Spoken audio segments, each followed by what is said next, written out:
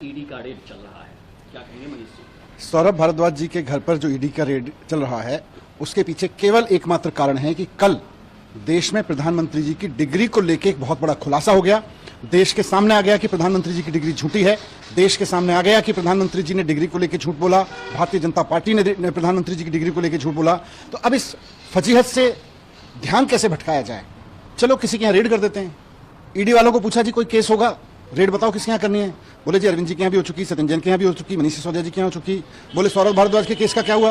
तो ईडी वालों ने बताया सौरभ भारद्वाज के बारे में कि जी सौरभ भारद्वाज जब मंत्री थे, केस तो उस समय से पुराने का है, वो जब वो मंत्री नहीं थे। तो बोले कोई बात नहीं, ध्यान तो भटकेगा। तो ध्यान भटकाने के लिए, प्रधानमंत्री जी की डिग्री के मसले से ध्यान भटकाने के लिए सौरभ भारद्वाज जी के घर पर रेड की जा रही है ईडी की। और मजाक है, बच्चा भी हंसेगा इस बात को सुन के कि सौरभ भारद्वाज के घर जिस केस में रेड हो रही है वो उसके मंत्री बनने से पहले का केस बताया जा रहा है और रेड तब के लिए हो रही है जब वो मंत्री बना।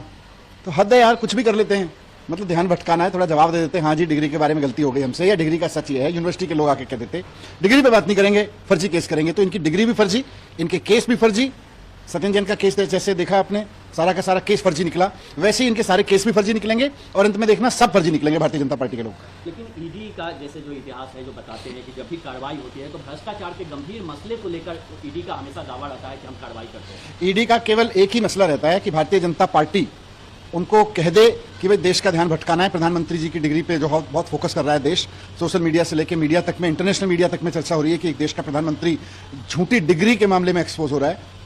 तो ईडी का काम, ईडी को काम ले लिया उन्होंने। ईडी का यही काम रह गया आजकल। ईडी का काम भ्रष्टाचार रोकना थोड़ी है। भारतीय जनता पार्टी जब फंसने लगे तो उन मुद्दों से ध्यान भटकाना है।